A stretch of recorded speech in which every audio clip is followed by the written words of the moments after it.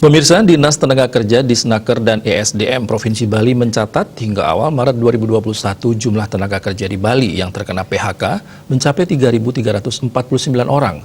Jumlah ini mengalami peningkatan dari akhir Januari lalu yang tercatat mencapai 3.246 orang.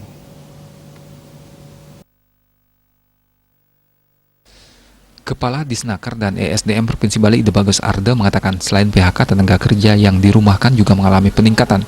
Terhitung hingga awal Maret 2021 telah mencapai 79.103 orang. Sementara jumlah tenaga kerja yang dirumahkan pada akhir Januari lalu mencapai 78.910 orang. Dari data tersebut nampak ada penambahan 103 orang tenaga kerja yang di PHK dan 793 orang tenaga kerja yang dirumahkan selama kurun waktu 1 bulan terakhir.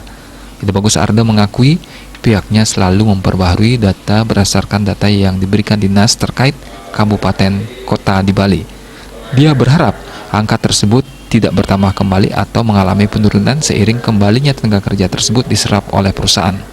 Terkait hal tersebut, Ide Bagus Arde menghimbau kepada tenaga kerja yang terdampak baik dirumahkan atau di PHK agar memanfaatkan program dari pemerintah seperti program Kartu Prakerja yang saat ini masih berlangsung. Berdasarkan data dari pusat yang sudah diterima, jumlah tenaga kerja dengan domisili Bali yang sudah lolos sebagai peserta program Kartu Prakerja sebanyak 112.712 orang.